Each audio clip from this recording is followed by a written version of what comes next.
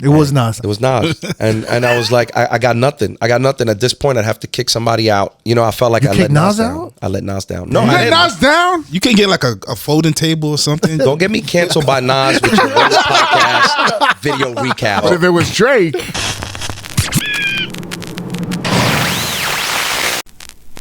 Hey, what's good? Welcome to Reflections of a DJ, the R.O.A.D podcast presented by DJ City and Beat Source. I am one of your hosts, DJ Crooked. We got DJ Never here. Yo, what up? We got Jamie the Great. Yeah. And this guy is like what? He's like basically a part of the R.O.A.D podcast. He's the fan. We love having him here.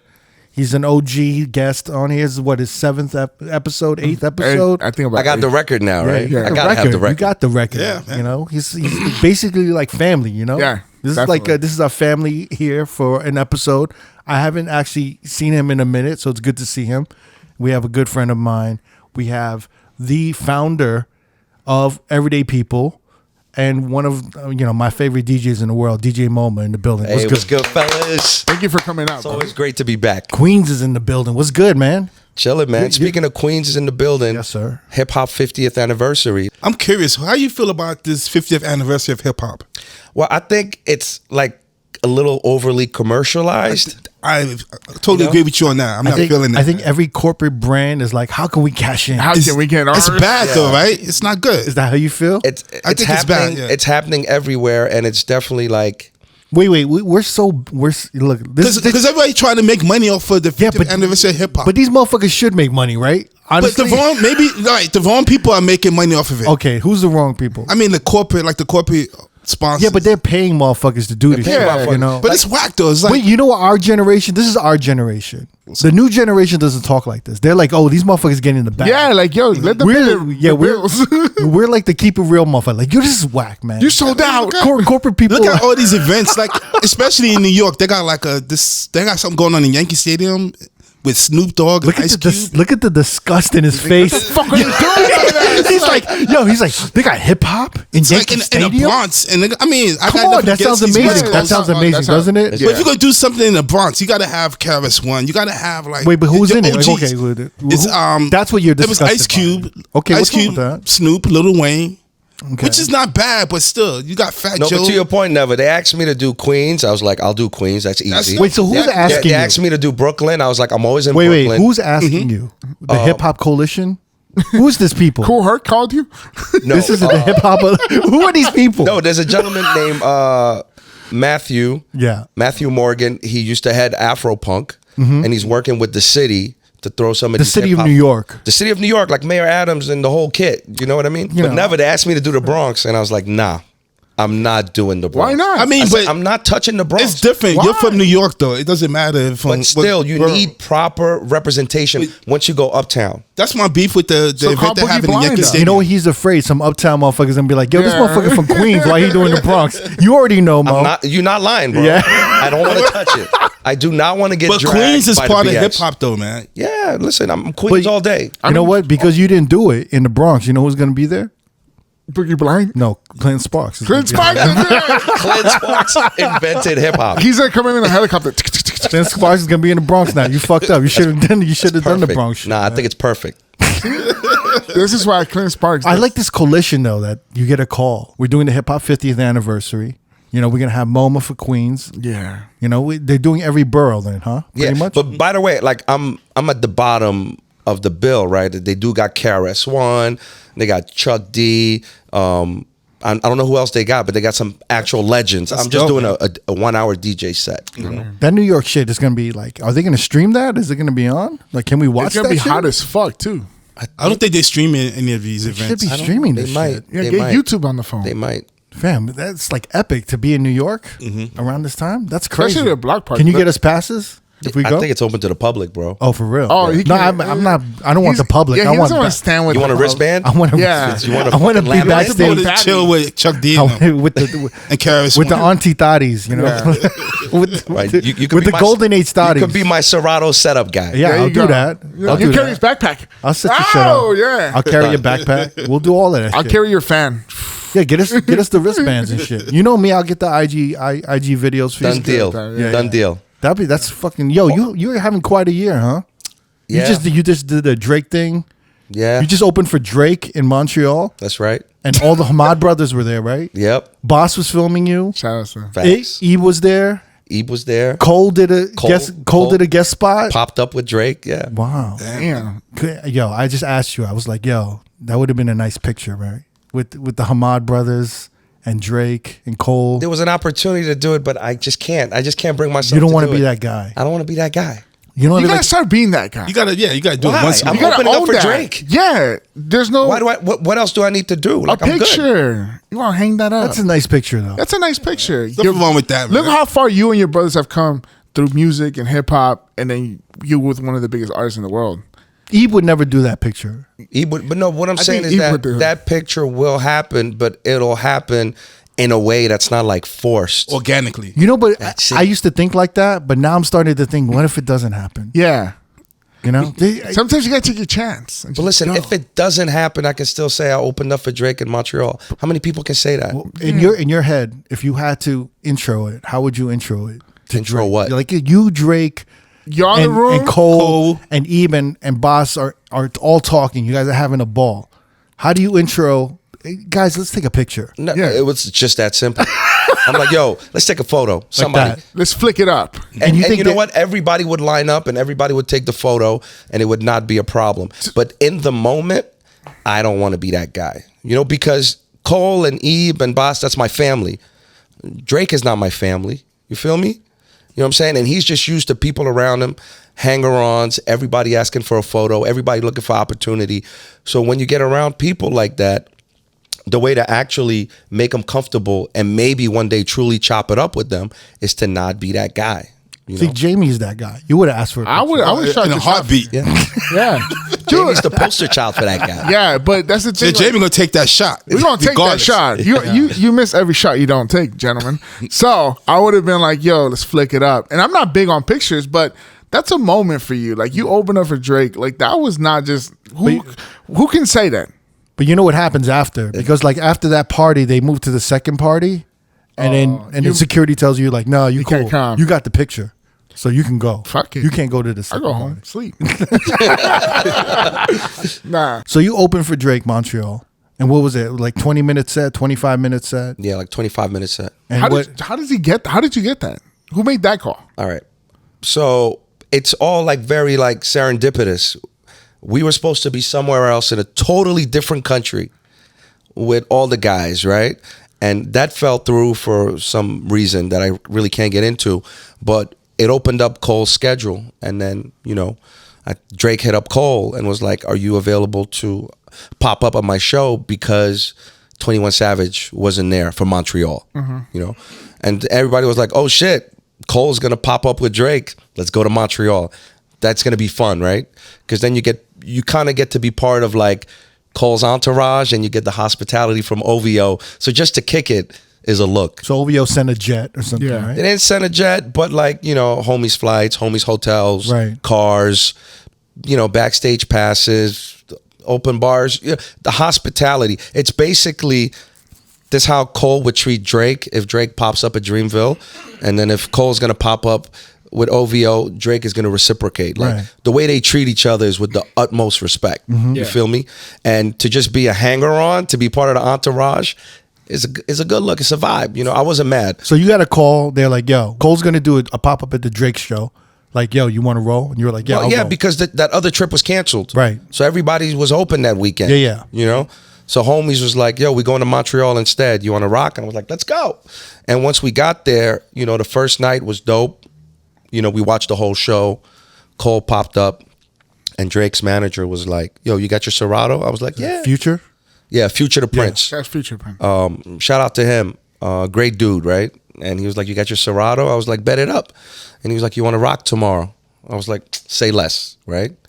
And he was like, yeah, I'm 8:20, 8:25 just before Drake. I was like, oh shit, just before Drake. You know what I mean? And I think that says a lot about how OVO treats and respects DJs. They don't put you on at like 6:45, nobody in the arena, Yeah. people walking in. I mean, I basically went on after Skilly Bang, who's like the hottest dance hall artist, Right. you know, since like Vibes Cartel been locked up, you know. Skilly had the room on fire, and then I'm coming up, and I'm on the DJ stage. You nervous? I'm usually never nervous. Yeah. I was nervous. You have to be. And I'll tell you why I was nervous, because the night before I had watched the show, and I think it was a Friday night, so the arena was filling up slowly. So when Skilly Bang was doing his thing, the arena was at like 60% capacity, and it was just building up. So the DJ set that came after that was kind of like chill. But by Saturday, the arena was at like 95% capacity when Skilly was rocking. So Skilly had the whole room, hands in the air, waving left and right, phone lights, absolute movie, right? So I was pulling up. I was thinking I was going to do some chill shit, warm it up. And I was like, oh, I got to go like festival. I got to go really, really big. And Skilly was done at 8:20, 5 minutes early. And the production dude was like, yo, he's done 5 minutes early. You want to rock? And I was like, let me take the 5 minutes because I need to think of something else. And I just went in Serato. I opened the prepare window. I just threw like 100 records in there, dumb quick, just like really big, you know, Waka Flocka, Uzi, huge, like Mo Bamba. And I was like, I'm going big festival style. And in those 5 minutes, I kind of just came up with a 25-minute set. And then I just kind of freeballed the rest. But I was definitely nervous in those 5 minutes. But then once I got started, then it just felt like a gig. You had to call it audible though, right? Because you were planning to do like some Afro-Caribbean kind of shit. Yeah, I was going to do Afro-Caribbean. It's Montreal. I was going to play like Montreal rap. You know, I had hit up some of my homies. Yo, what's the biggest local Montreal record? I was going to shout out the Haitian folks. I was going to do all types of different shit, you know? Yeah. And then you were just like, fuck, I got to do I said, I got to go festival. Like, I big gotta go hip-hop records. Big. I went big hip-hop records. Everything that was like big hip-hop and trap and 70, 60 BPM went off huge. And then I went to Afro beats, and it kind of bombed in comparison. So I got out of that real quick. And I ended up with like, you know, 2000s, 2010s, 100 BPM hip hop, Nicki Minaj, 50 Cent, Frank Ocean, and that also hit really hard. So I kind of went off on a high note. Did you record it? Nah. Boss was behind him taking like, you know, I got a lot of footage from the homies. Yeah. Oh, okay. I thought that was dope. I thought it was dope how like the Hamad brothers, like everyone's together. It's a great moment for you. Yeah, and the group chat was going off too. Yeah. You know, when I was done, I looked at the group chat because a lot of people were in the green room, right?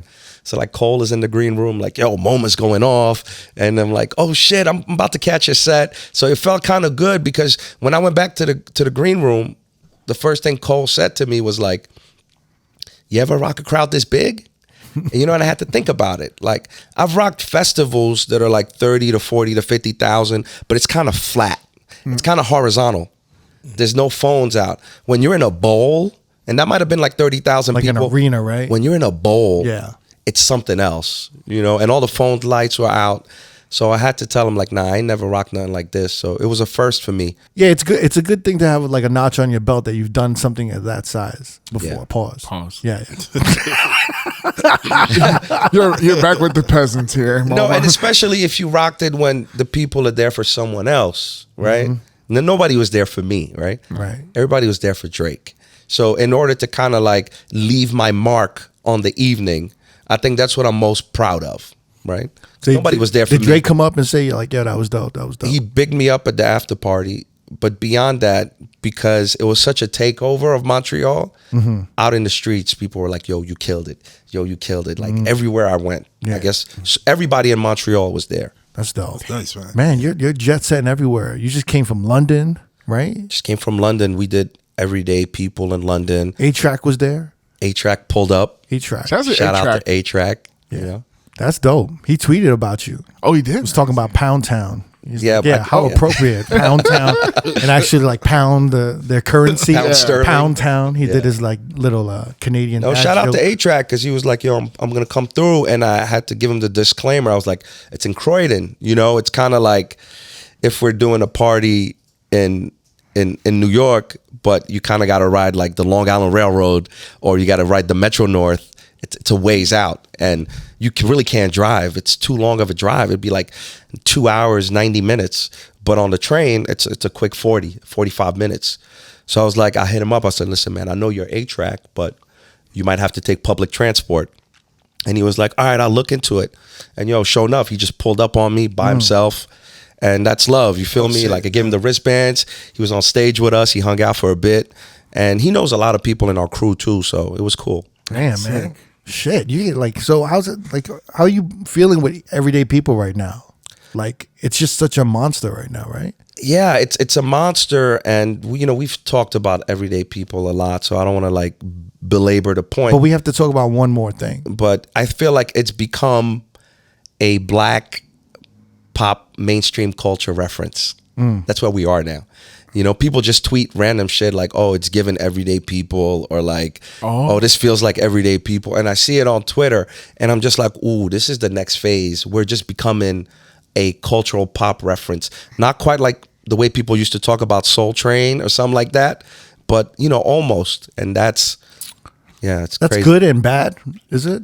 It's good because it shows like kind of like the impact of everything you've accomplished and how far it's gone. Yeah. But it's bad because then people just feel like they can just talk shit and hate. Whereas before, everybody used to treat everyday people like this cherished institution. But now There was a personal connection, right? there was And then now it's just kind of like, there's so many people just like.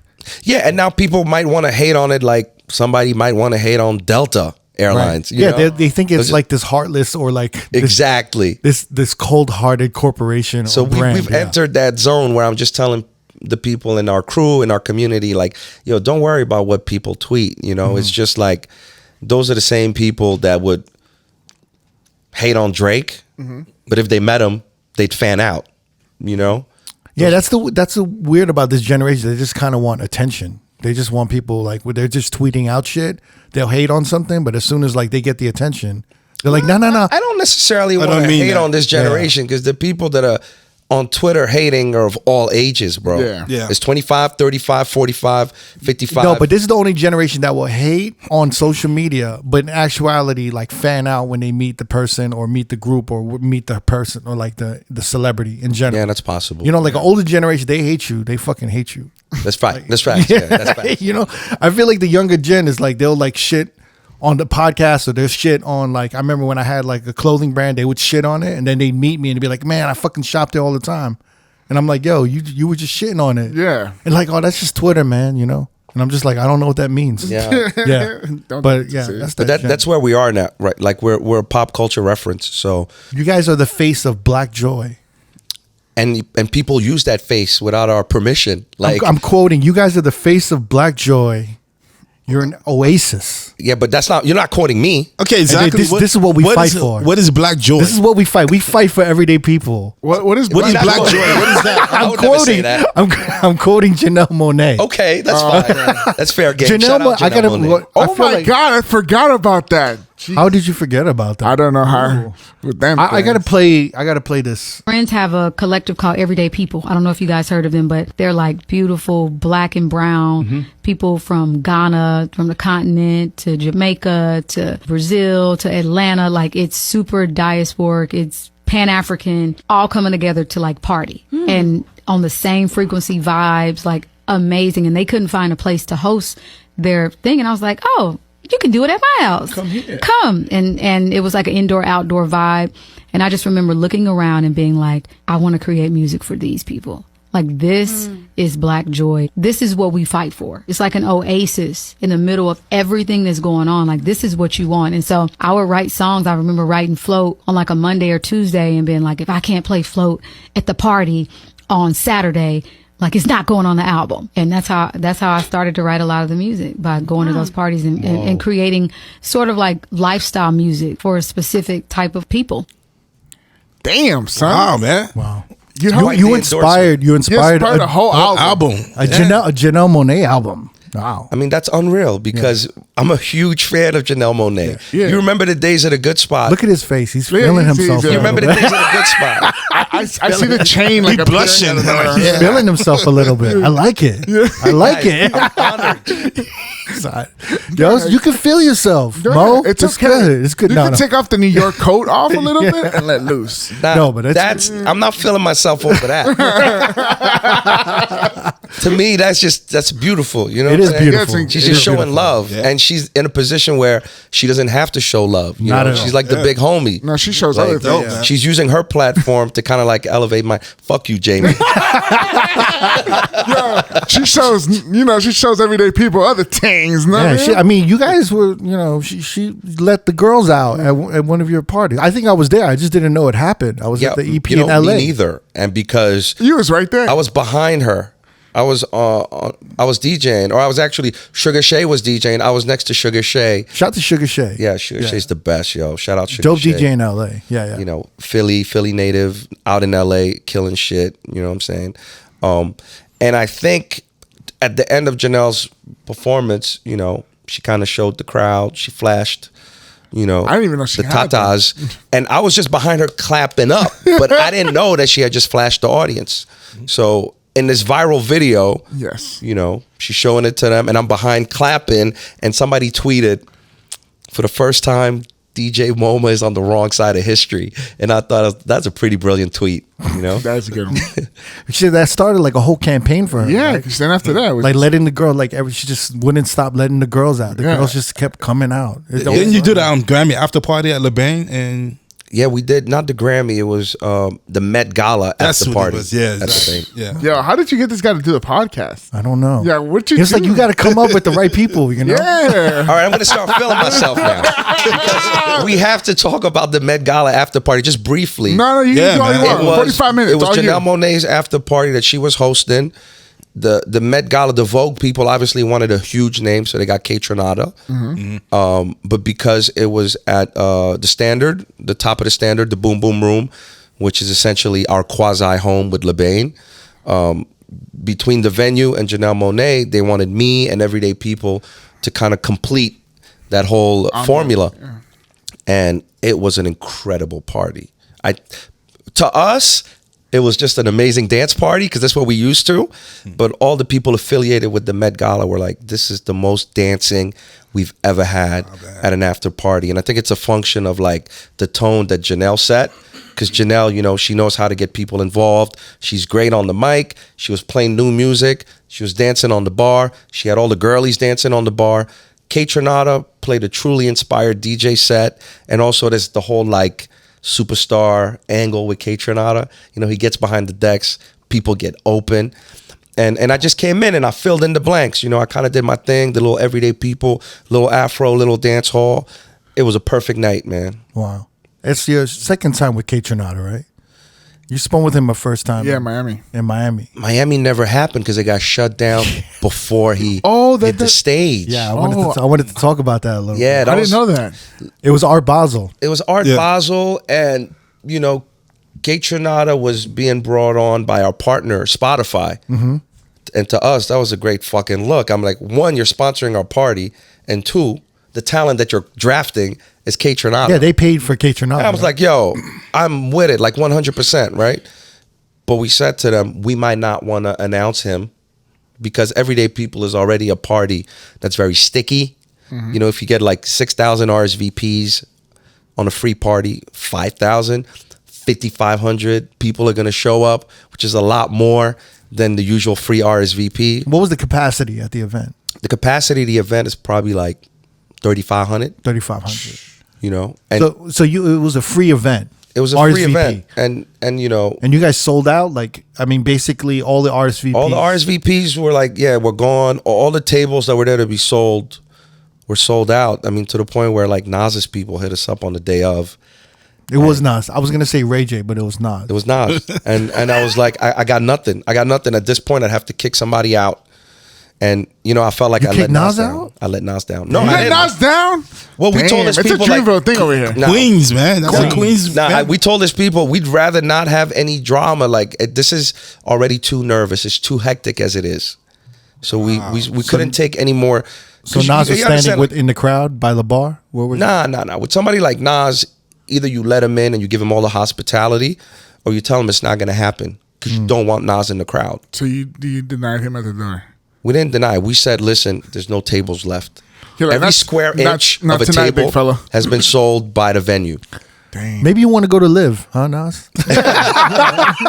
Shout out Nas, that's the OG. Sorry, we're a that's little the sold legend. out. Come Maybe, on, man. check out Story or check out Live. Damn, you know? man. You can get like a folding table or something. Don't get me canceled by Nas with your radio podcast video recaps. I want no parts of this. If it was What's the title going to be? Yo, like, there's no space for Nas or something. but if it was Drake, But I think what happened that with That's crazy. Don't even bring Drake, because if Drake was coming, you would have had to set up that table. Somebody will get kicked out. no comment. You'd be like, yo, sorry, Spotify. Somebody got to go. You Spotify execs needs to move the fuck I'm not on. touching that, bro. We had Spotify, we had American Express, we had liquor sponsors. It was the most sponsors that we've ever had. you had the biggest party. You had the biggest and best party in Art Basel. That's what I heard.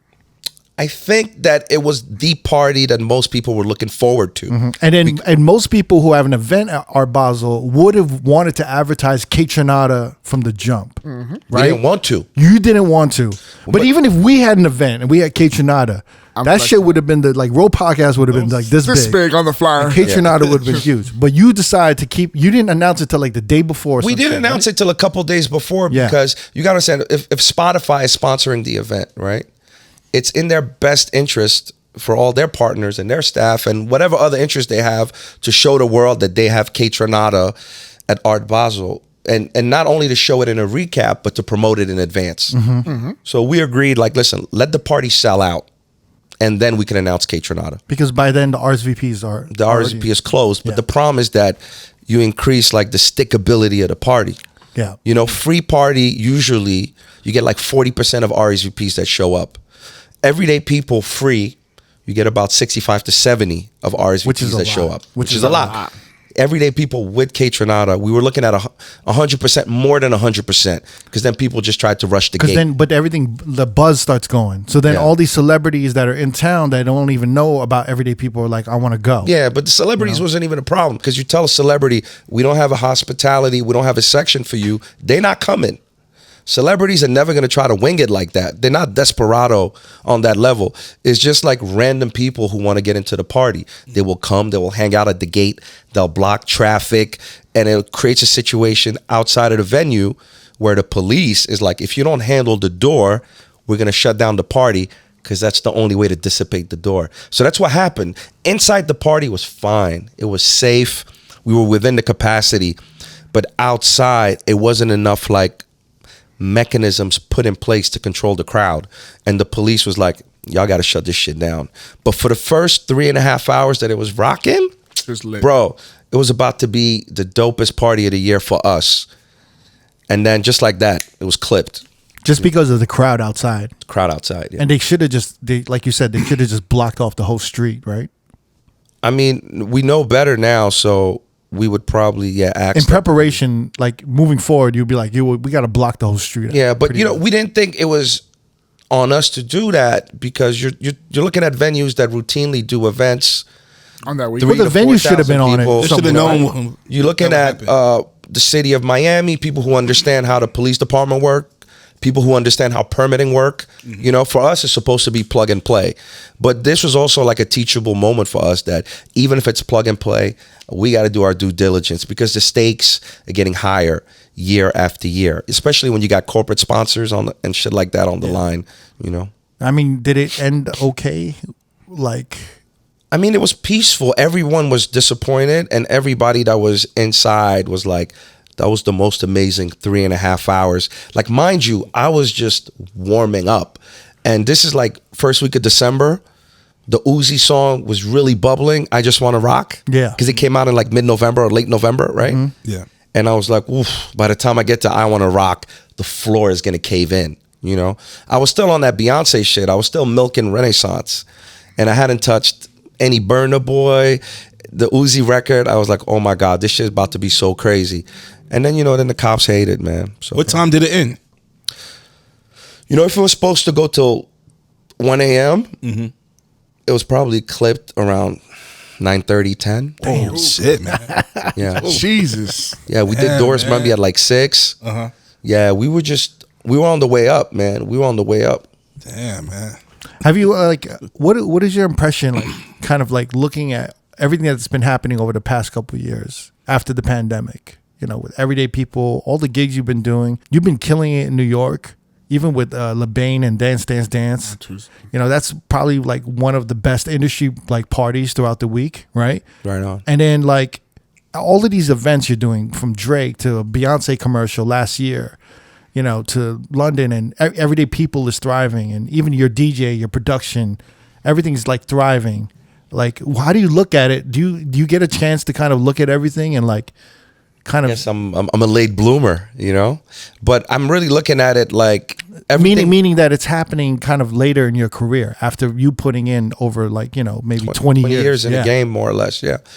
I look at it like, and not only that, like sticking to your guns, like not really like crossing over or like submitting to what like venues want or what is trending. You know what I'm saying? Like, I look at it like it's a. Well, good I'm thing. saying more like the venues, like not following EDM or just like following the trends, like really sticking to what he's doing. Yeah. Oh yeah. My philosophy, whenever I was doing anything that was maybe like subcultural or niche, is that, man, as long as I get the respect of my peers and this party is sexy and I like the music and it's being DJ'd well, then I can go home at night feeling like I contributed a little bit to the tapestry of New York.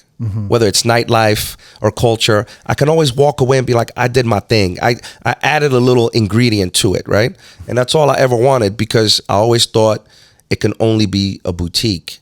There's not enough people who are into what me and Stim are doing on Monday night at the Good Spot, or who are into what me and Ellie are doing on Wednesdays at LeBain, or who are into all this Afro music that me and Rich are playing at Everyday People. It's too niche. There's never going to be enough people. But what I'm realizing, and I'm going to say this as humbly as possible, is that if you actually keep doing that for long enough and you do it well and you're consistent, then you actually start to change the sensibilities of the whole city, right? And then you can start to change the sensibilities of the industry. And when that happens, you think you're in this boutique where it's just for you and like 500 people who get it. And then you're like, oh, there's 500,000 people who get it. There's people stopping me at the airport, Terminal 4. DJ Moma, I love what you do. And I'm like, nah, this shit is bugged. That was never the intent. I just thought this shit was going to be in the LES forever. So that's kind of like my main takeaway when I sit back and look at it. And it's probably not on the level of Supreme, but you think that's how Supreme started. It was just a little boutique, little drops. And then you fast forward 15, 20 years, it's this thing that sells out instantly. Yeah. And then they kind of just entered a zone where they're like in brand maintenance. How do we maintain the brand without selling out? And that's one thing that I was telling my partners. If you look at the Supreme model, they didn't kind of like ramp up production. They didn't dilute the brand. They kind of went luxury, Yeah. And I think for Everyday People, that could be a possibility, because there's only but so long that you can maintain quality control and something feeling fresh and new. We've been around longer than Paradise Garage, We've been around longer than the Tunnel. We've been around longer than most New York institutions, Why do you think that is, though, in your head? Well, because we're not beholden to a venue, right? Like me, I was always anti-brick and mortar from day one. You can come up with a venue, you'll go down with it. Like you live by the 3, you die by the 3. You know what I mean? I want our shit diversified. And, the minute the DL folded, the brand was never about the DL. The DL is the first venue that... The first big venue that Everyday People did. That hosted Everyday People. That actually started kind of like, I would say it started kind of the trend of like day parties exploding in New York that I noticed. I think it started the trend of day parties for black people. Because if you think about it, the do-over's been around. The do-over's, historic hip hop party. It's very diverse. Right. It's not a black party. It's for everybody. It's very diverse. If you look in New York, there's daytime parties like Mr. Sunday. Obviously, Danny Crivet, 718 Sessions.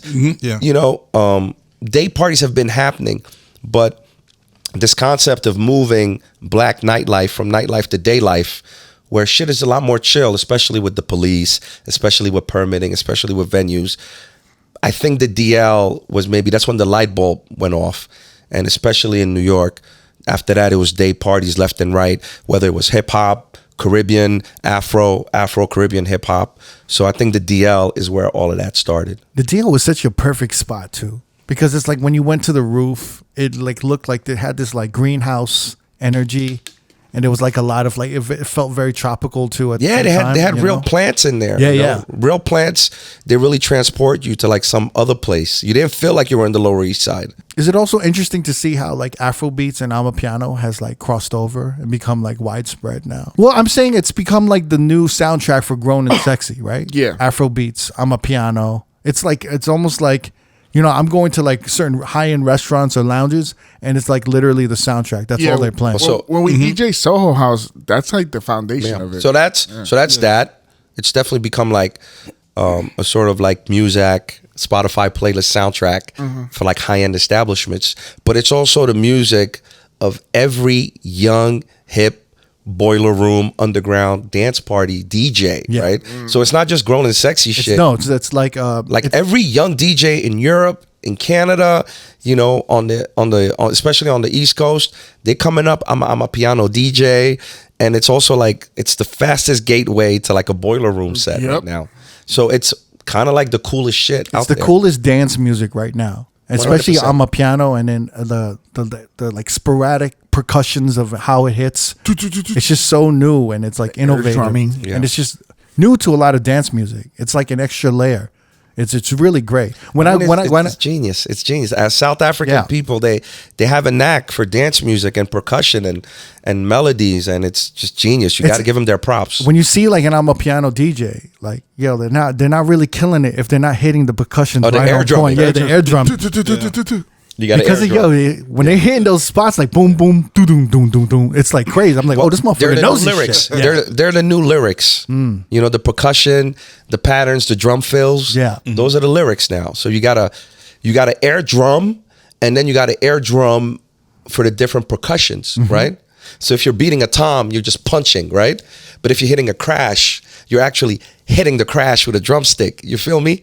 Yo, you practicing this? Are you? Yeah, I was gonna say, what's I know your you routine are. like? I try not to air drum. Your arms look a little bit more buff. I don't know. I try not to air drum because I have this thing about it. Like, I feel like I was there at the start of Amapiano, visiting South Africa. Yeah. And I still feel like I'm a guest of the culture. So to me, it feels like such a authentically South African thing to air drum, right? See the guys from Pretoria, the guys from Johannesburg, the young DJs. I feel like it's their thing. And as far as me being a guest of the culture, I just kind of want to play it, and I want to blend it and do my edits, and I have the dancers go crazy. But I kind of don't want to do the air drum thing. And some people do it, and that's cool. But I feel like if I did it, it'd be a little cringe because I'm not South African, and I'm just biting too much of their style. I'm already so influenced by what they do, right? I'm already taking so much from their culture. I just got to leave something to them. And that's my Leave them take. the air drums. The air drums. Yeah. You're like, yeah, I can keep that. So wait, how do you feel about all these remixes, or like all these editors and DJ producers making like Amapiano remixes, or like taking like a 702 record and putting it on like, you know, an Amapiano? Well, I mean, listen, that was the original concept of Moma Piano, right? Right. Which is the EP I dropped in 20. Like, is everyone in South Africa cool with it? Do they like the way America is like accepting of Amapiano or taking it? You And know? making it their own, kind of. Yeah, I think there's two ways to look at the way South Africa looks at the exportation Right. of Amapiano. Within the artist community, they love it. They want to come to New York. I mean, I get hit up weekly with some of the biggest names, you know, in the game to come play at LeBain, or to see if they can do a set at Everyday People. So they want to travel. You got to understand, a lot of these people, yeah, they're doing well in South Africa, but it's still goals to play in New York. Right. It's still goals to play in LA. It's still goals to go in the studio with Ty Dolla $ign, which to me, like, yeah, that Ty Dolla $ign's a R&B legend, but why would that want to be your main goal, right? They want to be out here. They want to collab with people. So I think on the artist point of view, they're happy to see people doing Amapiano as long as they get credited as the originators, right? As far as South African Twitter, they just out for blood. They want to call everybody an appropriator. They want to look for the smallest deviation, or you're not keeping it true to the sound, so they can drag you on Twitter. So there's two different ways to look at it. I think the artist community embraces the exportation of Amapiano as long as they're being credited as the originators, and South African Twitter just wants to gatekeep. Big difference between the two. You know what I've been noticing on Twitter? I've been noticing whenever like an Amapiano like blows up, like a remix or a song blows up, like they're instantly South Africans are saying like Nigerians are gonna say they made it. Like, what is this thing with Nigerians and the South Africans? A little bit. I sense like we can a get tension. into that if you guys have a few minutes. Yeah, we can really get into that. So the Nigerians, the Nigerian music industry, it just has some of the most talented producers and singers and songwriters in the world. I mean, we hear it with Afro beats, right? Right. And Amapiano, and you can quote me on this, right, is the single most innovative musical genre since hip hop. I was there when hip hop started to a certain extent, you know. I remember it changing everything. And when I went to South Africa and I heard Amapiano, I was like, this is the same feeling I'm getting. They're taking existing elements from other genres and they're cooking it up in the perfect way. This is going to fuck everything up, right? Change the game. So South Africans, they contributed that innovation, but no one makes catchy songs and danceable tunes like Nigerians. So Nigerians, they just tacked on everything from the Afro beats onto that, and they made the Amapiano based songs that are actually traveled around the world further than actual Amapiano songs, right? And you can't go any further than Asake, you know? Yeah. The Sungba record, the Organized records. Asake is an artist who has taken the infrastructure of Amapiano and applied all the best elements from Afro beats, songwriting, melody, harmonizing, guitars, flutes, all these things that you don't always get in Amapiano. And he made timeless records that get played over and over again. And so the lines are being blurred, you know? Some people are saying this is just Afro beats, which is kind of what I like to call it. I like to call Asake Afro beats. It's influenced by Amapiano. Some people who are out there trying to like say inflammatory shit are saying this is Nigerian Amapiano and it's better than South African Amapiano. I see. Flaming shit, right? And then some people are actually saying, let's call it Afropiano to distinguish it. Right. And just South Africans are out here just getting more and more offended, right? And it's creating this Twitter war between Nigeria and South Africa. But that's only because the way Nigerian Afrobeats music is set up is to make pop danceable hits for the radio. Right. The way South African Amapiano is set up is to make underground dance music for the club. And out of those two, there's only one that's going to chart, right? There's only one that's going to like, everybody's going to know the words to. Right. And most, especially because most Amapiano is not in English. It's in Zulu, it's in Tswana, it's in Xhosa, it's in all those South African dialects. While the Afro beats, it's Nigerian pidgin, but it's still mostly in English. You can catch certain words sometimes, you know?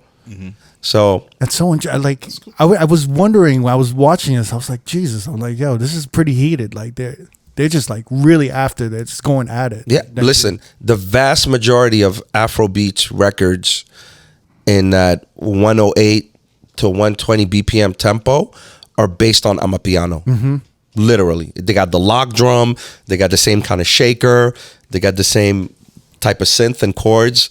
So the way to look at it, and because I want to mediate a peace between everyone, right, is when hip hop came out and really started to take over, like in the late 80s and the early 90s, by 1991, you had French hip hop, you know. By 92, you had UK hip hop, maybe around the same time. You had German hip hop, you had Japanese hip hop. South African people need to realize that they've created the world's next greatest musical art form since hip hop, and they're gonna have to let go, in the sense that it's going to become universal. And everyone, I mean, you showed me a clip about the Arabic dance party in LA with DJ Habibi Beats, right? Yeah. Where he took an Arabic track and flipped it in Amapiano. And it went off crazy. And this is what's going to happen. And if you're trying to gatekeep the concept of Amapiano, yeah, you're not going to be able to. You know, it's kind of like, you know, reggaeton birthing from reggae and dancehall, pretty much. That dembo drum came from dancehall and reggae, but it, you know, it birthed a whole new genre of like reggaeton and all this Latin music. And you could say that part of that dancehall type of rhythm is also at the core of Afro beats, right? Yeah. Right, and it developed in a different way. But the thing is, you know, South African people have a different history. They have more trauma than virtually any other country besides like maybe, you know, black people in the US. Like they were under apartheid until 1994.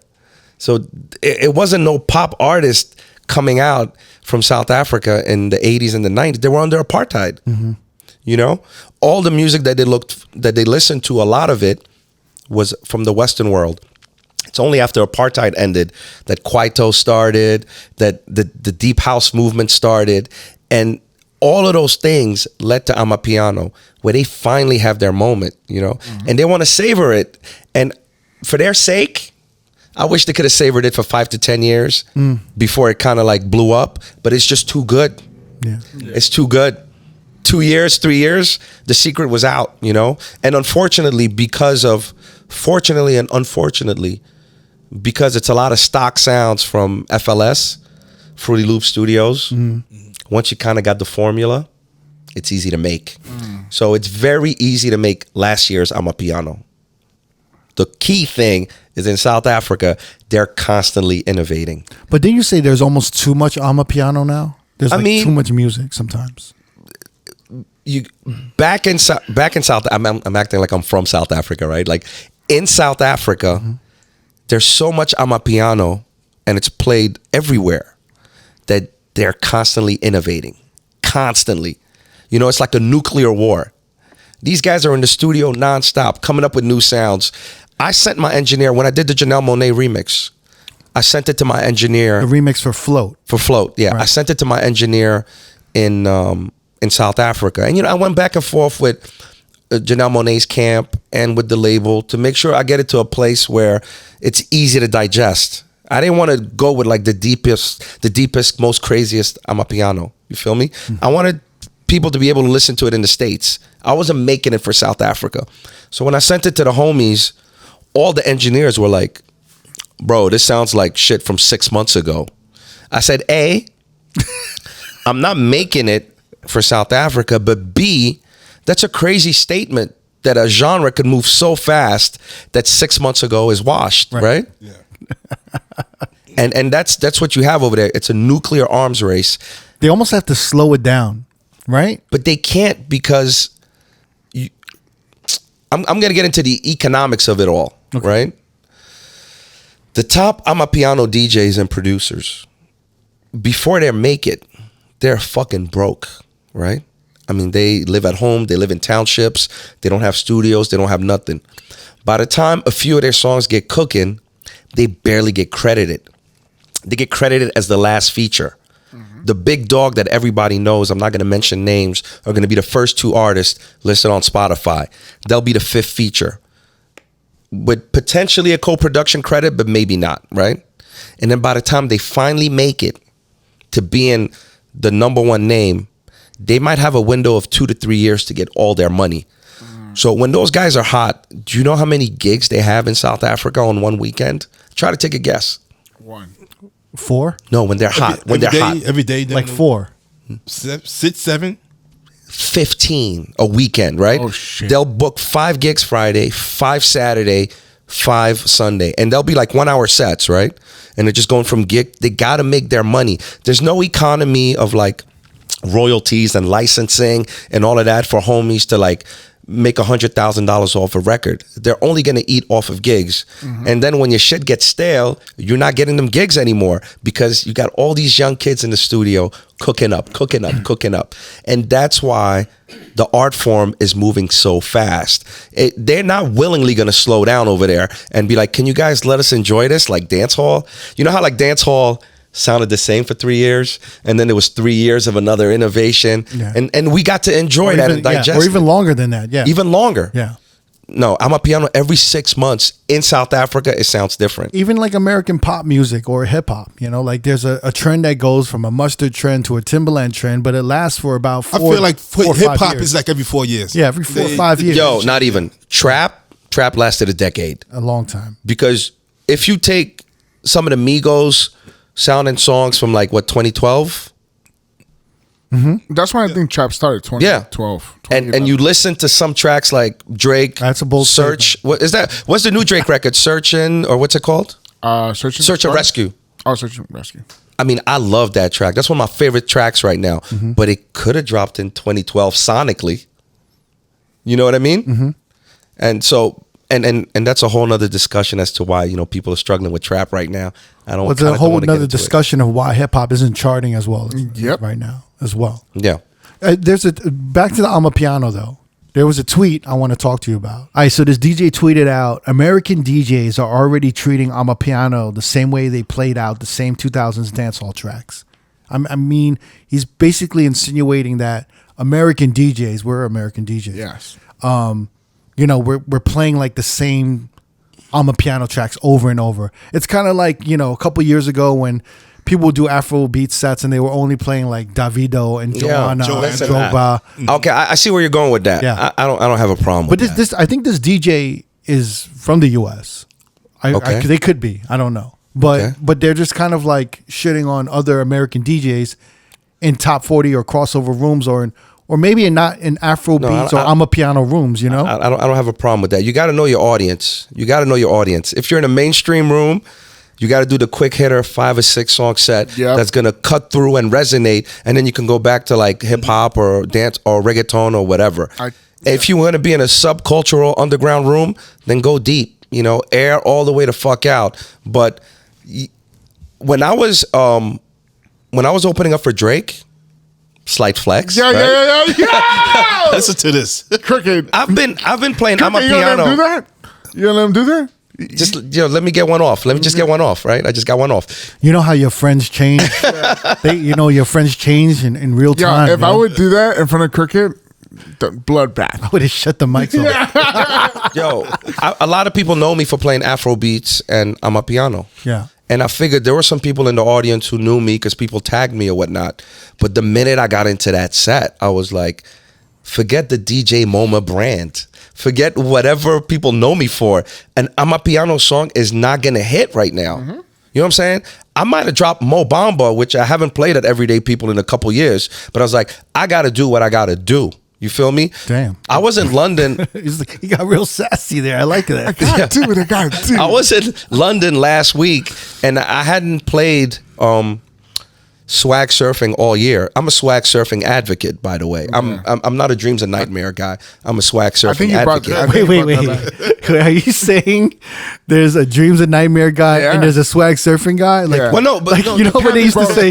When they used to say like, you either like Elvis Presley or you like the Beatles. No, what I'm saying is that there's the endless debate. Oh, these records are washed. You got to retire them. I do feel you though. I ride for swag surfing. I don't ride for Dreams and Nightmare. I'm a swag surfing. I'm a swag surfing. I'm the same way too. More than I am a Dreams and Nightmares. But that's because we're all DJs who like to mix records and to like keep the party going. And Dreams and Nightmares doesn't make sense unless you play the whole intro, right? Yeah. If ever somebody dropped an 8-bar intro for Dreams and Nightmare that goes into like, hold up, wait a minute, I would yank their USB, right? That would be the dumbest shit ever. I hope to God it doesn't exist. I think they do that sometimes.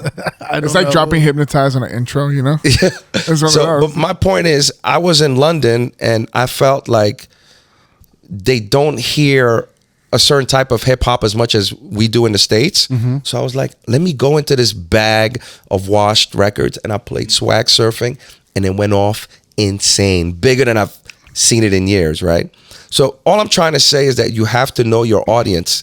And if ever you're in a mainstream room or like some sort of crossover room, that's not the time to educate, especially if you're playing in prime time. Yep. So if you got a 3 to 4 Amapiano quick hitter set, just do that and get out of it. Now, mind you, I don't know the context of his tweet. Maybe he's tweeting about he was in an Amapiano party and some American DJ was a guest DJ and they still went and played like the top 5 Amapiano songs. He might have been alluding to that.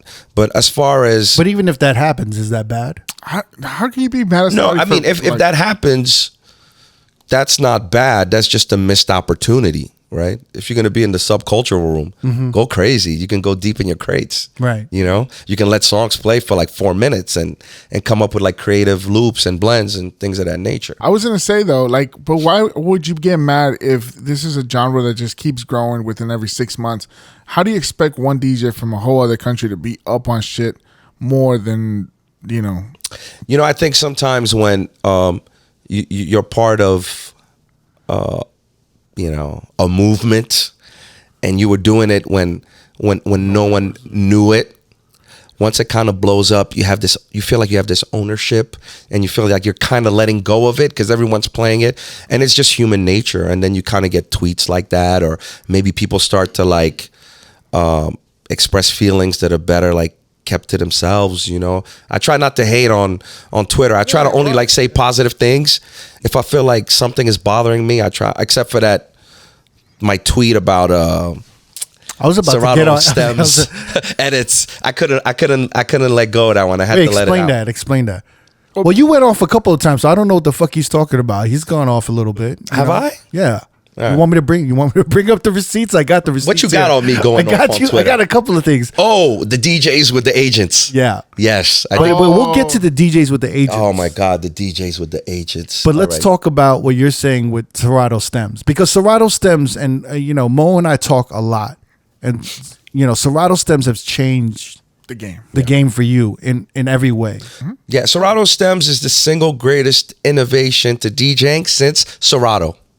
And I remember when Serato came out, I was still on vinyl, and Crooked was the first guy that I knew on Serato that had a really diesel library. Like, he kind of had everything. I think you kind of clicked up with Airs and 11 and other like... Yeah, we were all trading. You guys were all trading, Yeah. you know, and because by the time I started, you gave me a whole library, which was a result of you trading with all those people. That's why I always give my library to everyone, because I'm like, yo, Crooked gave me his library.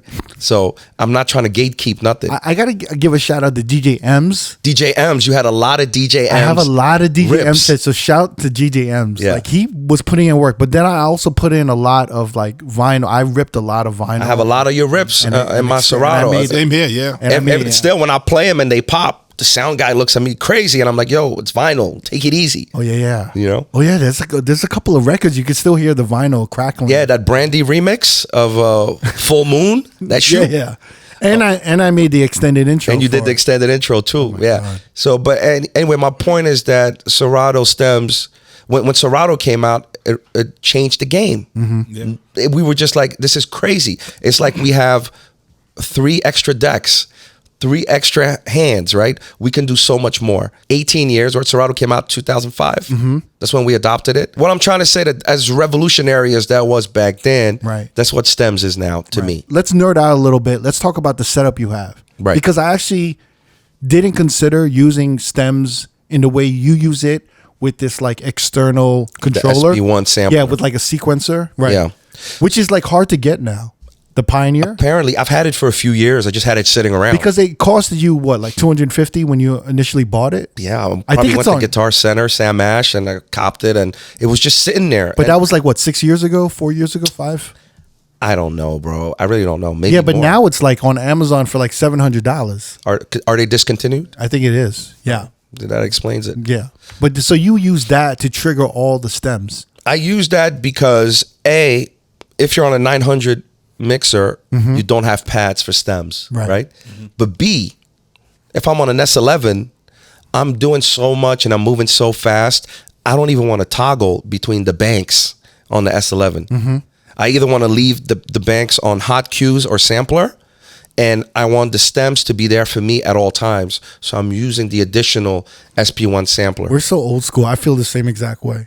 Yeah, But I see all these dudes like J. Espinoza and like all these other DJs at Spider Tech. They're switching through like the fucking banks. I don't want to toggle because I don't want to like make a mistake. You know, I'm the same way. Yeah. But also there's some things that I do where I need to be hitting hot cues and the stems at the same time. Yeah. Technically, I could do that on the CDJ 3000, which because has you have 8 pads. the cue points there, you have the pads there. But if you're stuck with a 2000 that only has 4 pads, and you need to get to that 5th cue point, then it's like, and then you're looking at your laptop, and then it's just too much going on. It's like Starship Enterprise console, you know. So I'm happy with the SB1.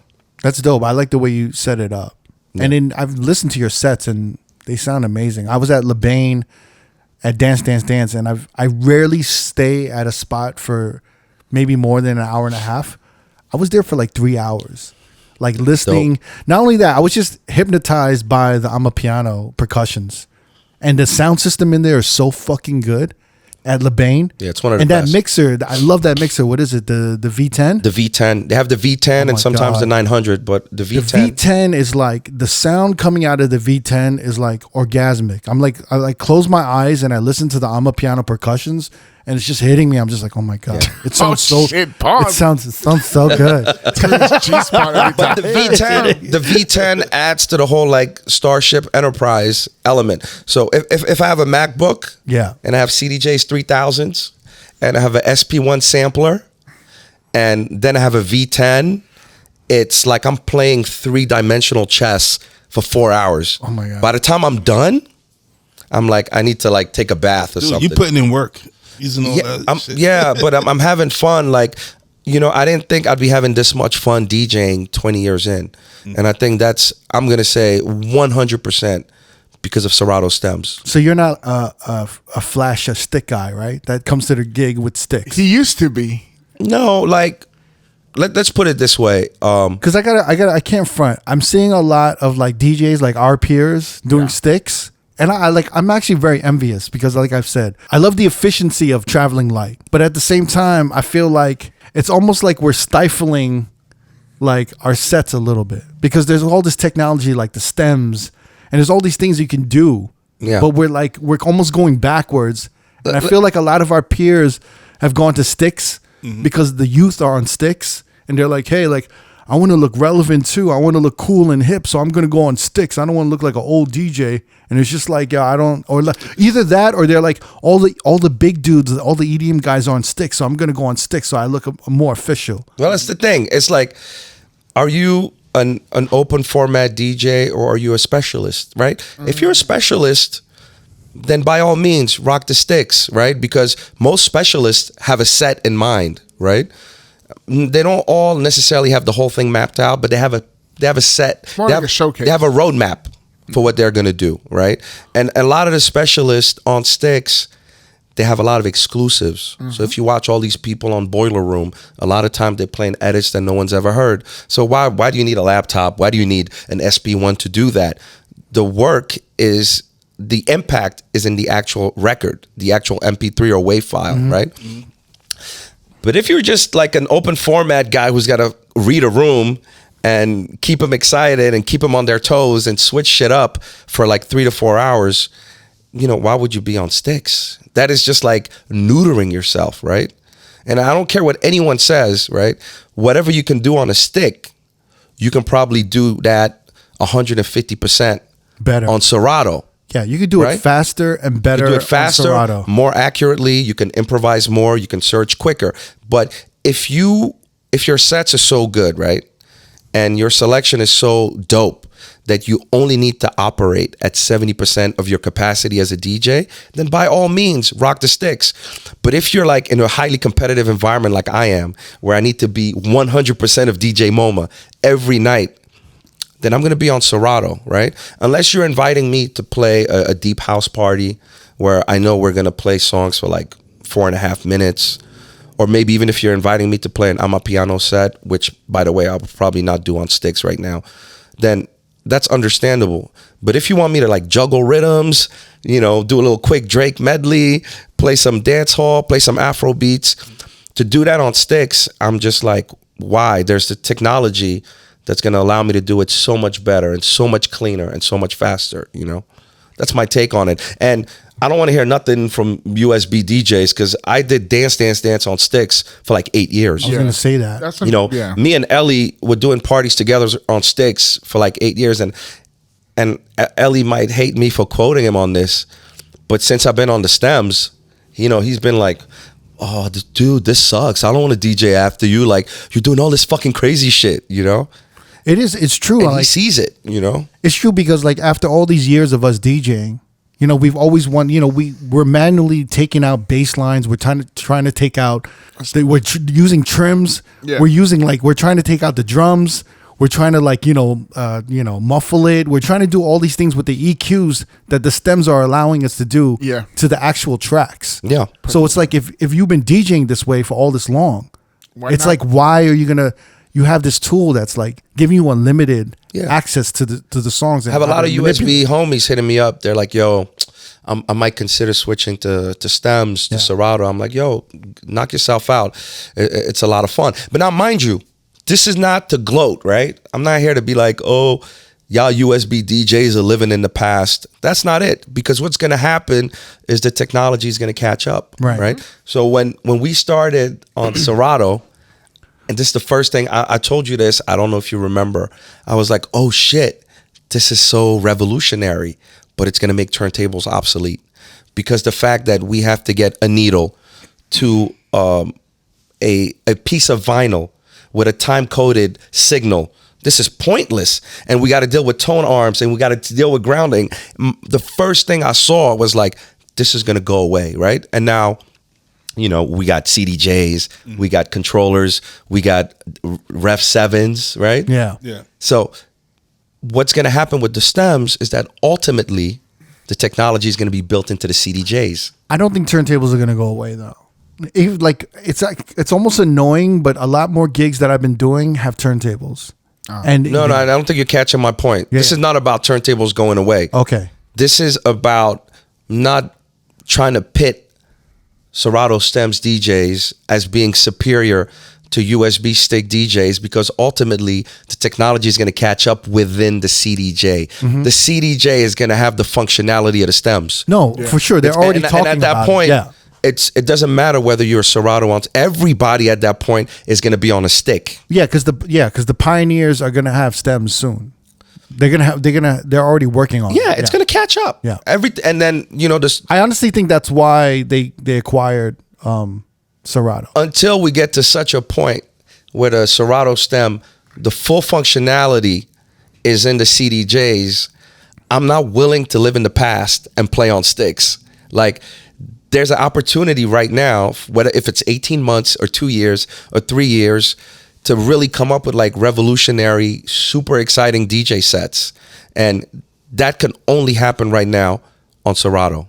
And maybe by 2025, everybody can do it on a stick, and that's beautiful. And then we're going to have to figure out a new way to innovate and keep DJing interesting. But I think it mostly helps when you have kind of a production background. When you know how music works, you can really utilize stems at its best, I feel like. Oh, yeah. When you understand. You have to be in key. You have to know when to drop the bass lines.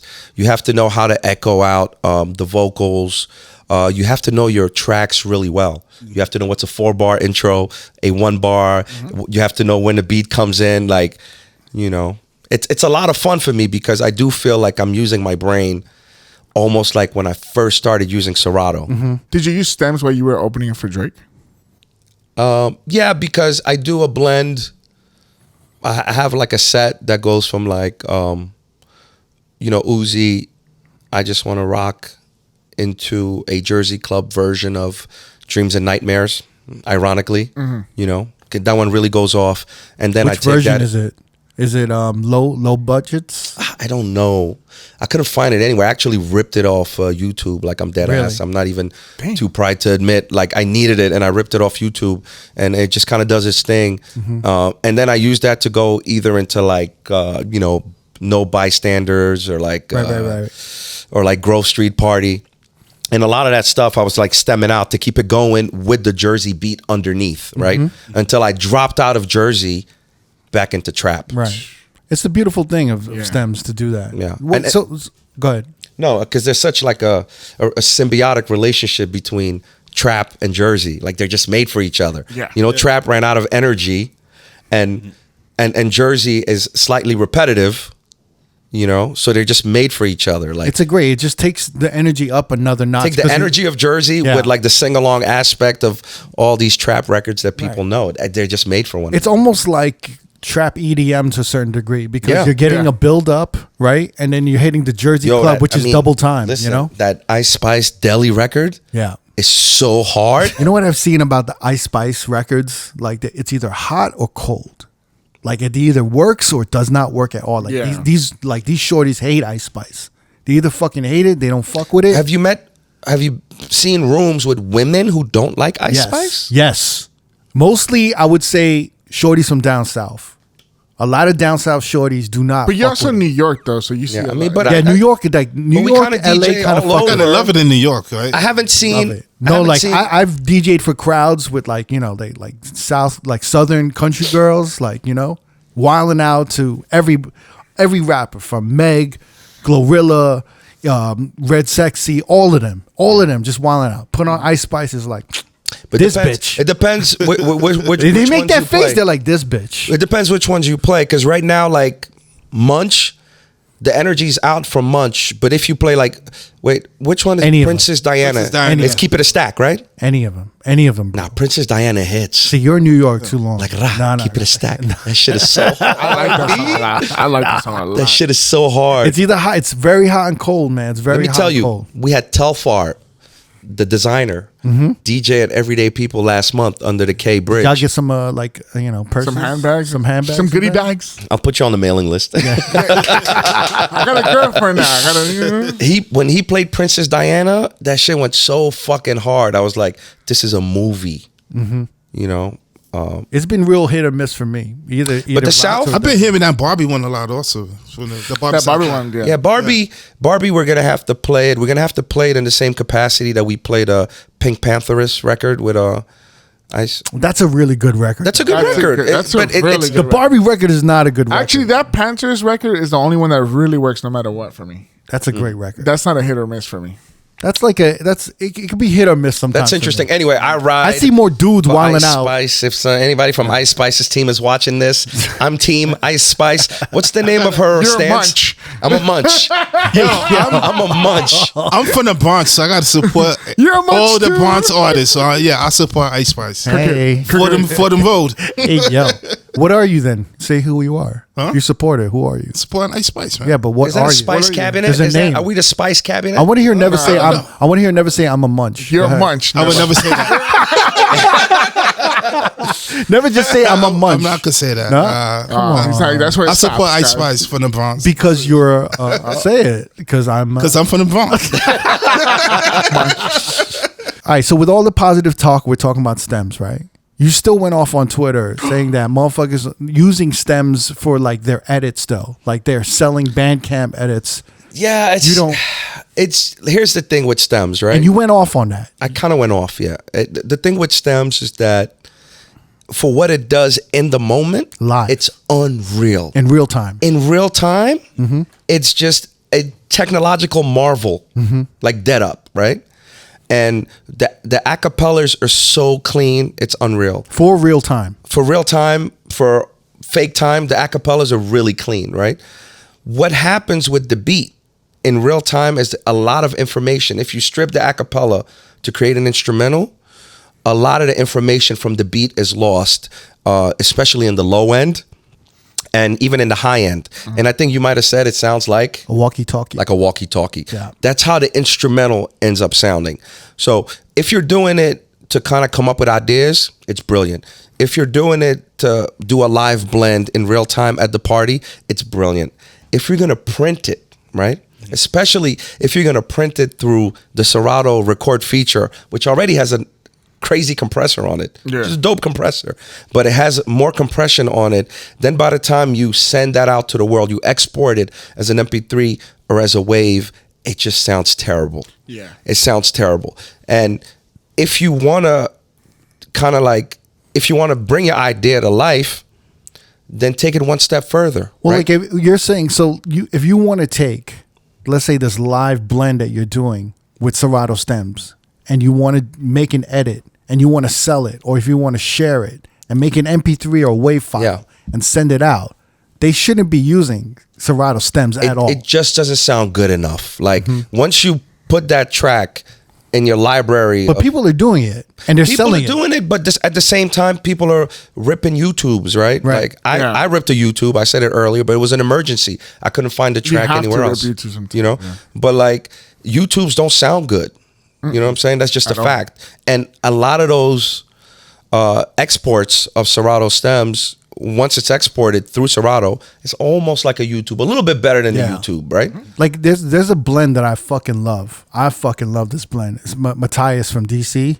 It's like Iskaba with Beyonce Heat. That is dead up the best Serato stems edit blend that's out there. It's the best. It's the best one. Every time I play the original Iskaba and I go into the Beyonce version, this Matthias edit, everyone fucking goes bananas. It's amazing. It's so good. And if I were to have done that edit, well, slight flex, you know, I would have hit up DJ Tunes and begged them for the instrumental for Iskaba, right? But in the absence of having access to like DJ Tunes, there's like other tools you can use.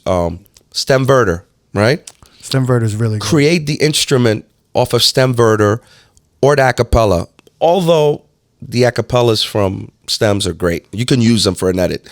But most importantly, the instrumental.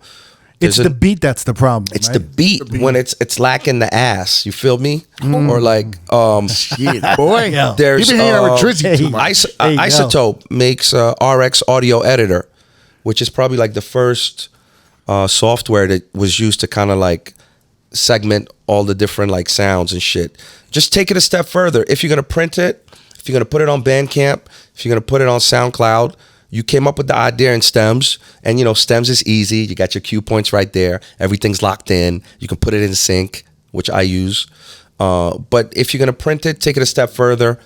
Separate the instrumental and the vocals with maybe like a higher grade software, and then put them together in Ableton with the right EQ, and then share it with the world. Now, mind you, another caveat, right? It's only a matter of time before stems is as powerful as Stemverter when it comes to separation, or is as powerful as Isotope. And when we get to that point, this whole conversation will be moot again, right? Yeah. But until the technology is there, we just got to do a little bit extra work. So we're going to go on to your second like DJ Twitter rant, right? Where you were, I have the receipts here. I'll read the shit. I'll read it, but go ahead. Your Twitter rant was about DJs who want to like do events with you, who want to get booked. Oh, don't even get me started. But then they pass you on to their agent. Yep. You said DJs ask to rock our events, meaning everyday people. Yes. We say bet. And then they put us on an email with their agent. Respectfully, if you think I want to deal with WME, CAA, UTA, all agencies, just to get you a 1 hour set at a sold out grassroots event, then you probably don't get what any of this is all about. Someone actually replied to you and they said, you know, they agreed with you, but they said in the artist's defense, you know, it's bad blood to do shows on the side of having an agent. Meaning like no one wants to go around an agent. The agent gets pissed. They want to be the face of these transactions or negotiations. And then you replied, we can go through agents as long as the DJs brief them on the gig at hand. My rant is more about DJs or their managers who pass us on to the agent without contextualizing it for them, and then we get quoted the Coachella rate. Ends up being a waste of time for everyone. It's pretty sensible. From you. Because I said it. So can you elaborate on that? Can you explain a little bit more? Yeah. So has this been happening a little bit more recently? It's been happening a lot. You know, it's been happening a lot. And this only applies when these DJs ask to rock the party.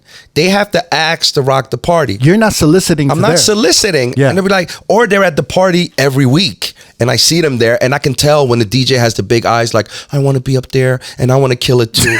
And I can see that, right? I've never seen this side of Moma. And I'm just like, well, let's fucking put you on. And then they hit you with the Coachella rate. I want to maybe start with... Is this a good thing, though? Like, DJs are getting representation now? Like, they're blowing up? Or is it, All right, so it's good for DJs to be represented. It's good for DJs to have managers. Right. And agents, I encourage that, have somebody out there with your best interest in mind and get you that bag, right?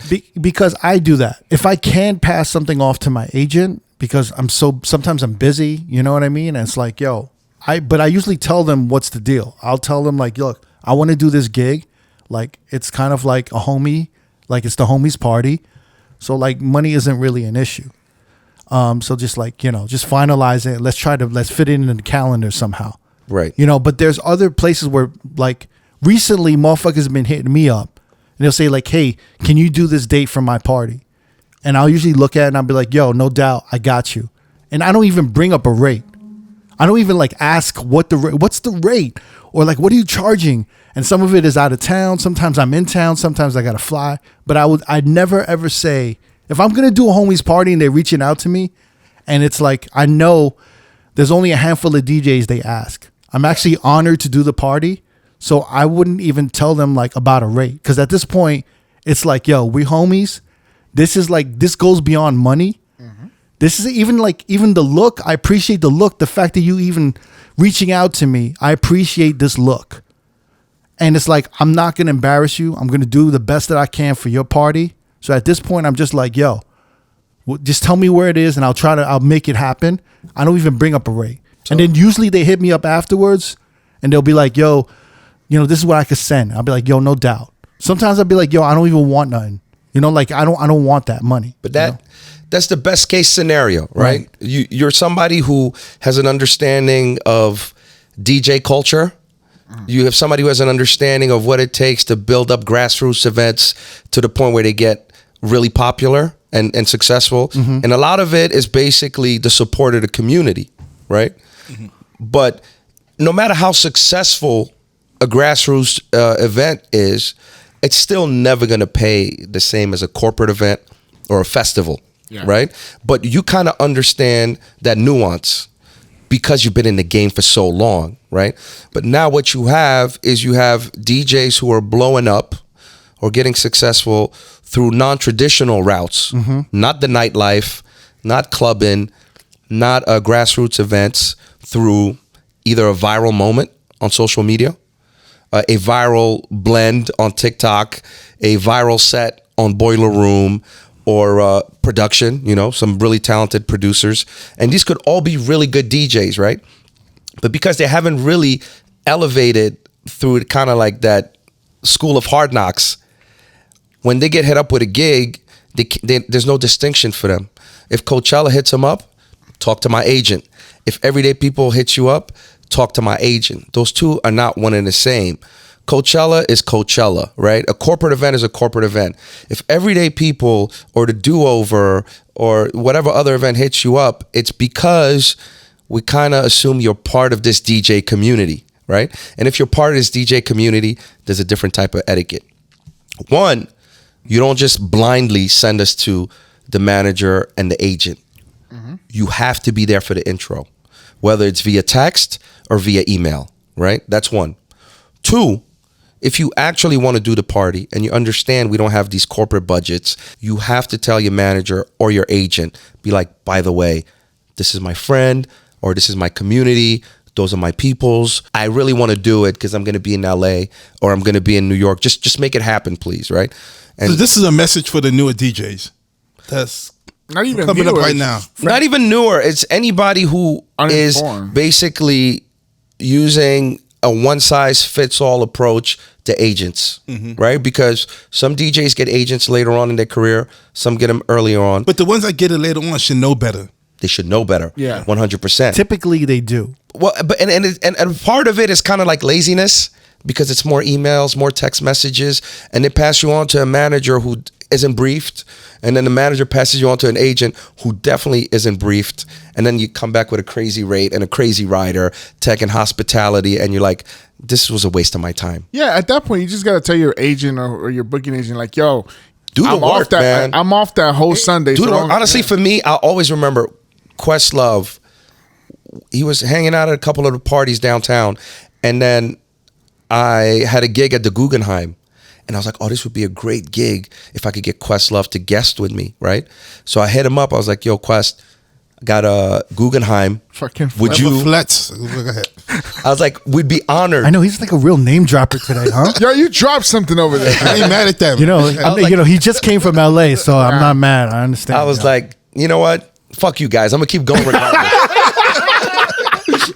Yo, I was like, we'd be honored. And yo, he took the time and he was like, yo, that's dope. He knew with the budget that there was no way he could do it, right? But he was like, yo, I'm passing you on to my manager, Dawn, right? And he connects me with Dawn, and she took the time. She broke it down to me. She was so nice. She kind of explained the rate structure compared to what I was coming with, and kind of let me know that it wasn't feasible, even though he really wanted to do it. And I was like, this motherfucker is one of the biggest DJs in the world. And he took the time to brief her, you know? And they put me down. They tucked me in so nicely, right? Yeah, like, Give me sorry. a kiss on the forehead. Sorry, Mo. And then, yeah. But that's what it is, right? It's the attention to be like, to put a little bit extra tender loving care. But it's not- to what everything that you're doing. No, it matters. It's like when a fan comes up or when a young DJ comes up, Yeah, of course. to talk to them. It's just like that extra attention to give a little bit of, like, to be a little more sincere, a little more earnest about all your dealings. You know what I'm But saying? that should be a given. That shouldn't be It's something. not a given though. No, it's just like if Moma hits me up, I'm gonna be like, yo, okay, like, you know, if I have to brief somebody, that's not lazy. That's not a hard thing to do. I think a lot of people see, or a lot of DJs see, the opportunity to spin at EP as just a notch on a belt. Yeah, that's Like, okay, like, let me get this out of the way. Like, not like, once I do this, I'm solidified. I'm good. I'm set. And then I just need the next thing to solidify me. It's kind of like the way they start looking at their DJ career. Like, Yeah, but you know, I'm also like pretty discerning, and I can tell those DJs from the ones who are truly part of our community. but I also feel like you would give a motherfucker a chance. We've given so many people a chance, but it's not just about that. Sometimes they've given us a chance, you know. When we were building our parties, some DJs with like huge status rocked it. I remember when Goldfinger rocked Everyday People in 2013. We couldn't believe Goldie was doing it, you know. And he shelled so hard. We still remember that set. Me and Rich Knight still talk about that set. So yeah, we give people opportunities. Some people have given us opportunities. The whole point is that it's a community, and it's supposed to, like, the relationship is supposed to be both ways. But if I feel like you have really zero interest in the community and it's more about like advancing your career, then I'm more interested in giving somebody else a look, you know, and I think that's normal. It's just so crazy too. Like you mentioned Goldfinger. Like there's so many DJs I looked up to. There's so many DJs I worshipped. And like he has been the utmost professional, coolest, nicest guy. Like I can't say enough about DJs like Goldfinger. Like even to this day, he'll listen to certain episodes and he'll DM me, you know. He'll crack jokes at me all the time. Like he'll like, you know, shit on me. Like That's not it, he Crooked. shits on me. He always gives me the emoji, rolling eyes, Goldfinger emoji. You know what I'm saying? Yeah. But He always tells me like in the DMs, like, yeah, you've gone Hollywood. yeah. He'll That's his keep favorite it real one. with you. Yeah. Yeah, But you're like, fully Hollywood. He tell me like, you're not welcome in Brooklyn no more. Yeah. Jesus Christ. But it's like someone like that. Like, you know, he changes my perspective on a lot of the industry and a lot of the people that you could interact with. Just that, you know, the attention he gives you and the professionalism, I mean, and his authenticity and his earnestness. Like, it's just, to me, it's commendable. Like, Yo, but those are the guys that from the times you maybe went to their gigs as a fan Yeah. to maybe the times that you booked them, right, as somebody on the come up, to the point where they booked you as somebody who kind of finally made it, they just behave the same way, right? Yeah. They're just consistent and they're like really, really thorough. And that's something that I kind of like based the way I act on those guys. They really influenced me a lot, you know? And then, you know, you see people who maybe don't have the same bird's eye view, who are not able to zoom out and see somebody's whole career.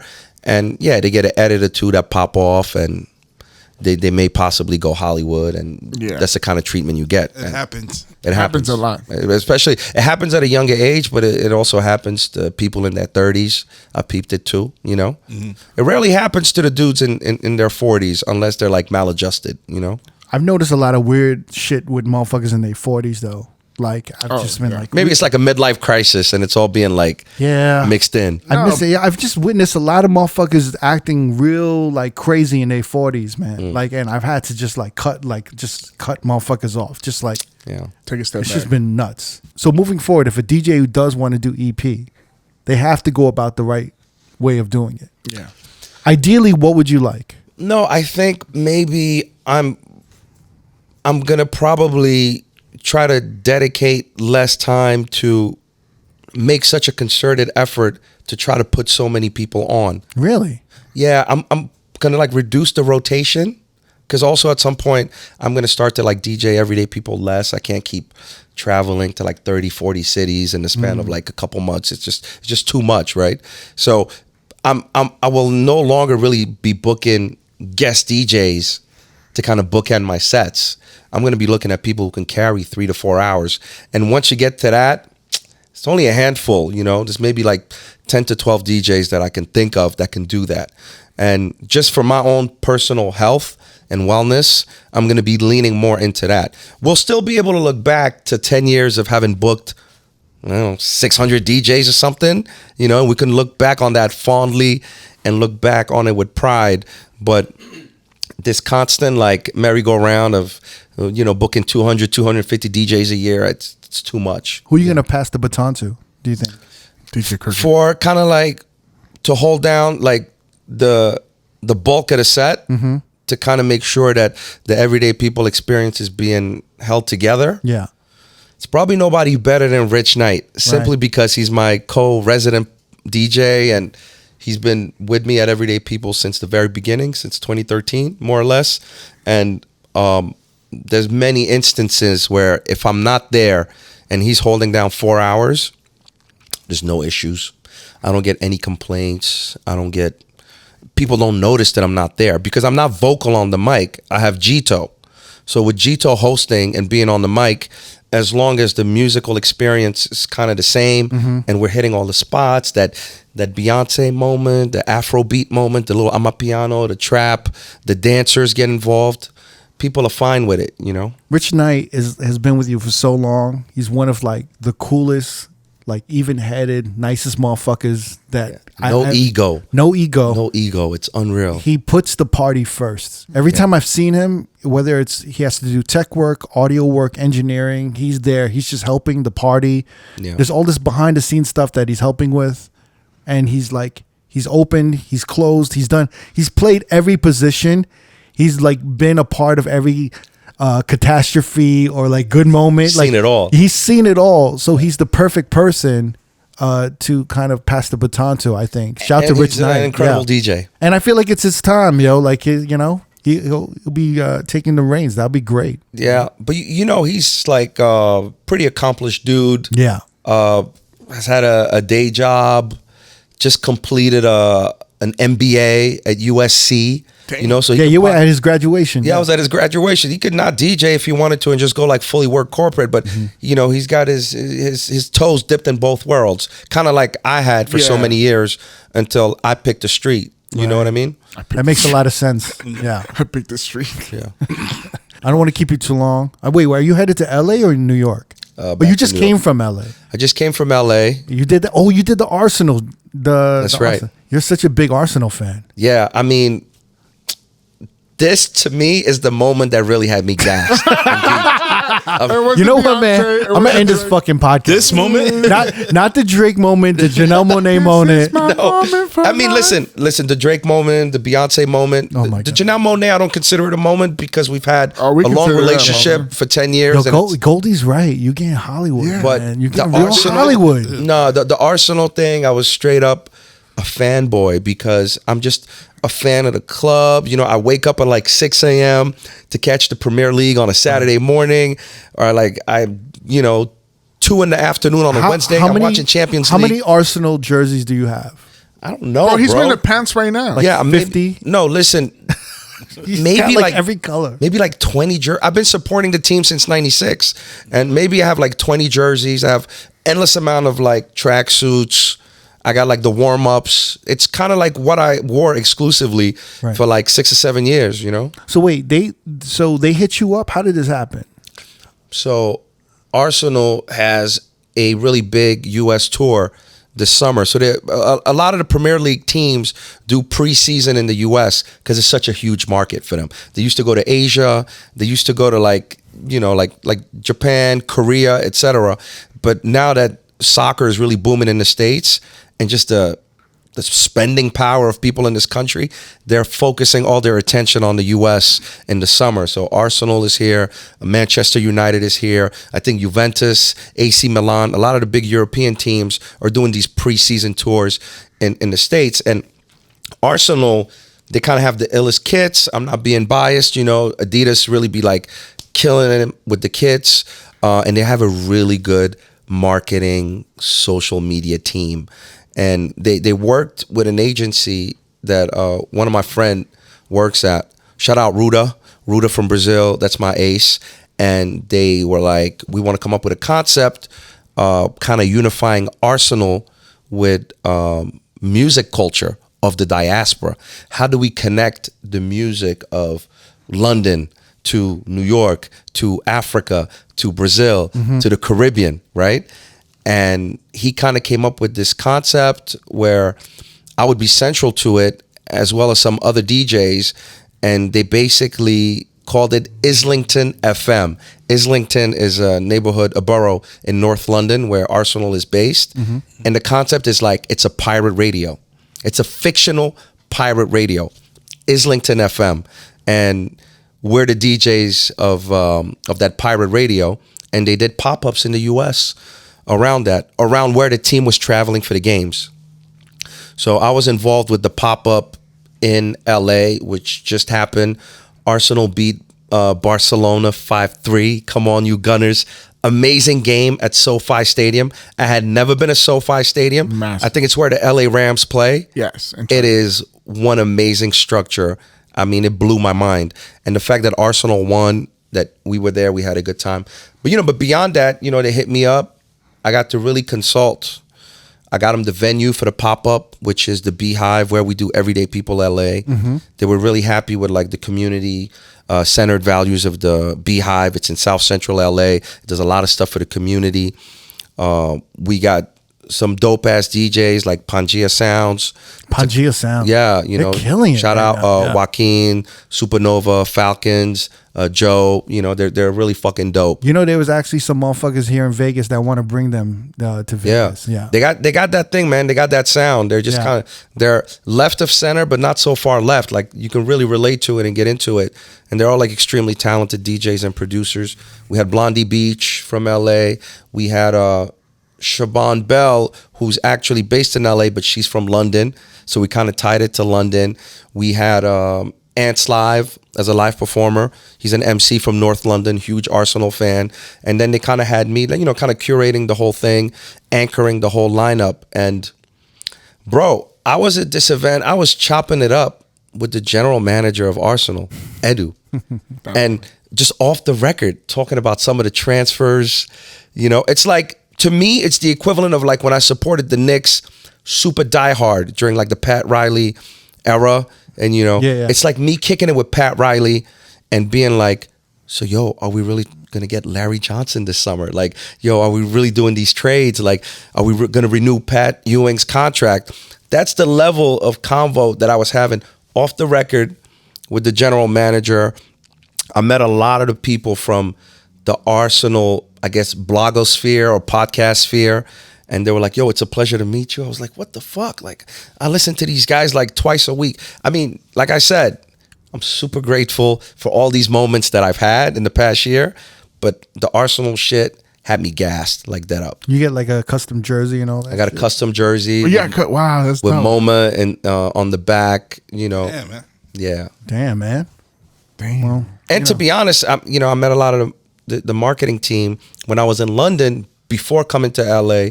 They gave me a private tour of the stadium, They took me to like the player entrance, like the director's boxes, the locker room, even like the interview boxes and the press room. You know, I got to see the entire stadium from the inside. They took me pitch side, right? I stood right next to the pitch.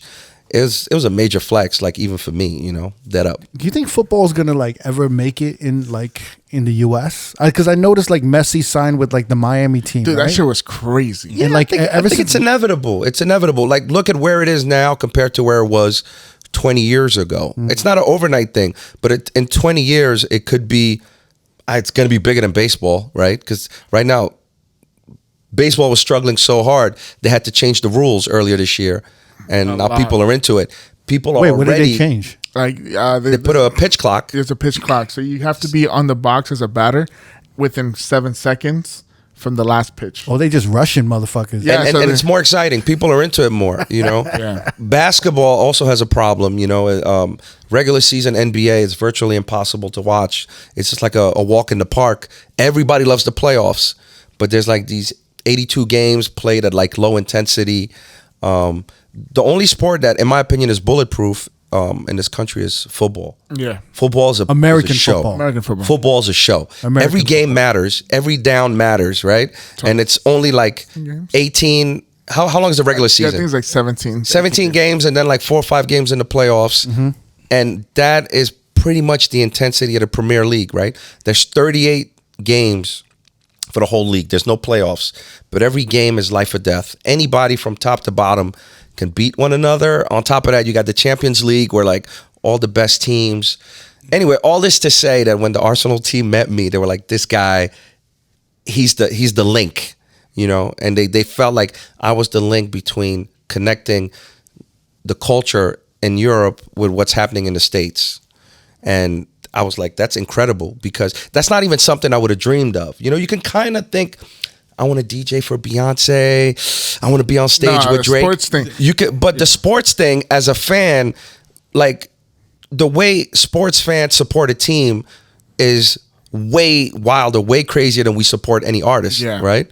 If you're a diehard fan. So to think that in some capacity, you could one day represent the team that you support doing exactly what you love, that's why I'm saying this is the shit that had me gassed. I'll be crazy if the Dodgers asked me to throw the first pitch. Like, I'd be like, yo, as a DJ, like, come throw the first pitch. I would go crazy. But but throw the first pitch, but also curate the music, work on some rollout campaign for the jerseys and shit like that. Yeah. You know, that shit definitely had me gassed. Did you meet the players or no? The players weren't there, you know. And to be honest, I'll keep it a whole bean with you, I'm not that interested in meeting the players, you know. Those guys are like half your age. Like, I would love to be like, yo, keep doing what you do. Good luck this year. But meeting like the general manager, I'm more or less the same age You're as more him. about the club. Meeting the marketing people, understand the narrative that they're crafting around the team. It was so much more interesting for me, because I could also like give them a real perception of how Arsenal is seen in the States. The difference between the fan base in New York and the fan base in LA, which is totally different. And, you know, we could get like feedback in real time. The players, they're just like freaks of nature. They're like incredibly talented artists, but they're half my age, and I wouldn't be able to chop it up the same way with them. So I think we've heard this motherfucker talking up, right? By the way, he said he didn't want this episode to be about him in the beginning of this recording. He spent like 30 minutes on his fucking I said soccer I didn't want it team. to be about everyday people or about me, actually. He just talked about soccer for like 30 minutes. I was like, shit, Invite us to the game next time if this helps. Send us a road podcast. Yo, meet me jersey. in London on Wednesday. I'm going to the game in London on Wednesday. Yo, Mo, always good to see you, man. Yeah, thanks for having me, fellas. No. Thank you for coming. It's a pleasure always, man. You took a detour for us. No, for real, man. You stopped through from LA on your way to New York. You know, we appreciate it, man. Thank you. Dinner's on you, at least? Yes, of course. All right. Shane That's did. what's It's not up. even a question. I'm with it. Hey, yo, shout to DJ Moma. Thank you for coming through. Peace. Thanks, fellas. If you want to watch more episodes from R.O.A.D Podcast, click either links on the left or the right. Don't forget to subscribe to our YouTube page and get updated on new uploads throughout the week. Peace.